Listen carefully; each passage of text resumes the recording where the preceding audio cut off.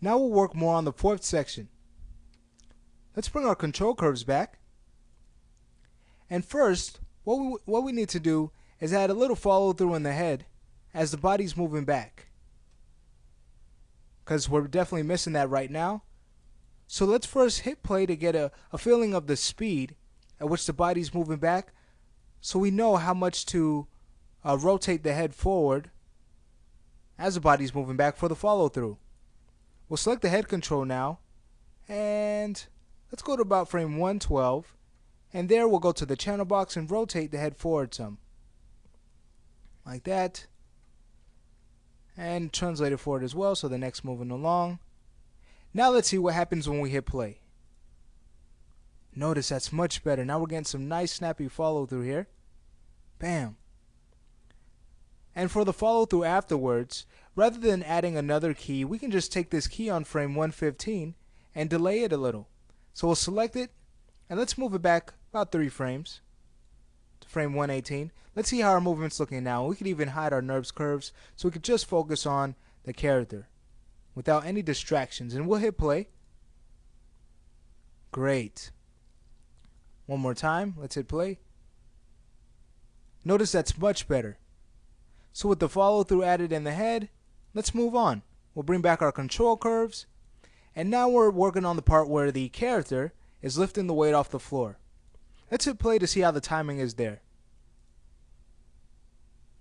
Okay, so notice he's lifting up that weight a little bit too fast. If we go ahead and start back and hit play, and after all of that struggle he went through, this pose definitely needs to be delayed a little bit more when the character rises. So in order to adjust it, let's marquee select all of our controls this time, and we'll deselect our hip controls. Make sure that we don't have those in our selection, and we'll adjust our range slider some. And what we want to do is fix this pose here on frame 49. We want to delay it. So let's select it, and let's move it back a few frames. Let's move it back to about frame 156. Let's see how that looks. So we'll start back, and we'll hit play. Alright, notice now he's lifting up the weight much better.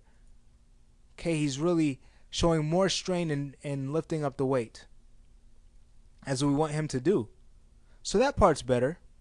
But now if we move on further, we can see that the character, during the part where he's supposed to spring up to throw the weight onto his chest, he's slowly moving upward.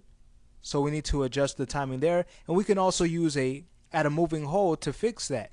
So again, we'll select all of our controls, deselecting the hip control. And for our moving hold, to keep it moving, what we can do is go to frame 155, one frame before our pose. And from there, let's middle mouse button click on about 184.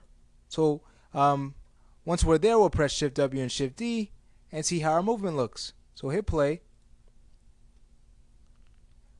Now that's much better. Now the character is springing up to throw that weight up. And if we look close, we're still getting some slight movement in here like we want to do.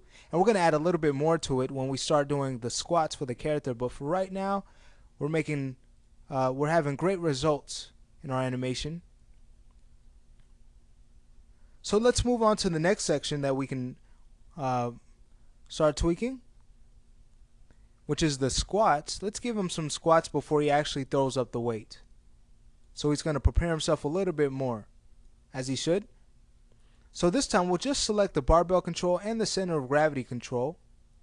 And what we want to have happen is, first as he's moving up, he's going to move down a little bit for the follow through to that. Then he's going to do a squat or two, and then on the last he jumps up to throw that weight on top of his chest. And it's going to gradually increase in value and in speed. So we want to keep that in mind too. So first off, as the character is moving up, let's have him start moving down at about frame 165. We'll have him move down slightly.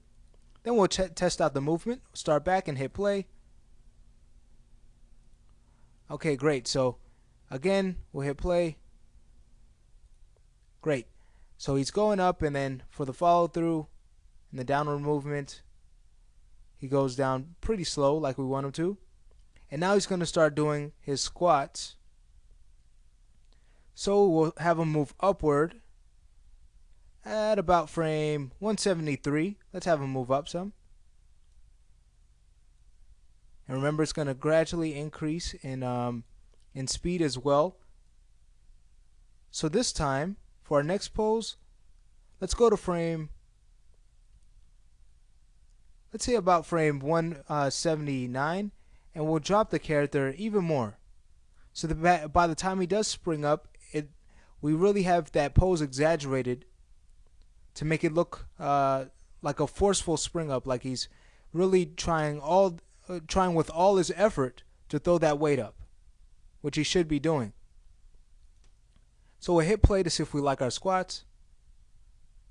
Great, that's looking pretty good. But we don't want to always rely on our workspace or just our keys on our timeline. So let's get our graph editor involved. We'll go to our perspective graph view and select the translate Y of both our barbell control and our center of gravity control. And let's also get a better view in here so we can see what's happening. And hit play. So as you can see, we're getting the results that we want. We have the character squatting and it's gradually increasing in speed and in value. And he goes here for the exaggerated down position. And now we want him springing up. But what's wrong with this spring up? Let's hit play in the perspective view and check out the spring up. If you can notice, the character is actually delaying a bit before he does jump up to throw that weight up. Well, why is that happening? Well, that is because of our tangency. We need to adjust this tangency here on frame 184 of both the center of gravity and the barbell control so that the character rises much faster and smoother than he does now. Right now, because of the flat tangency, we're getting a delay. So in order to fix this, what we can do is go ahead and select the right half of the tangent handle, middle mouse button, click and drag up like that, and that fixes the center of gravity. And we'll do the same for the barbell control. Alright, now if we go back to play the animation, here's what we get.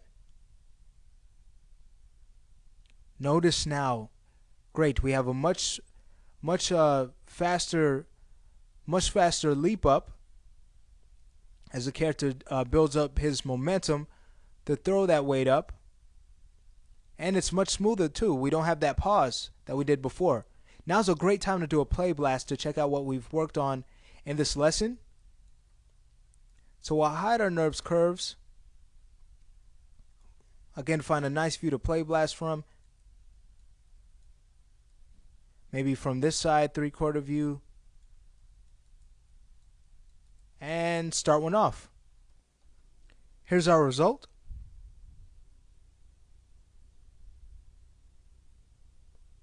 Wonderful. So we've got the head following through at the beginning of the fourth section. We've got the character doing a few squats, and then he throws up the weight much better than he did before. And that finishes up this lesson. What we'll do in the next is continue working on this fourth section.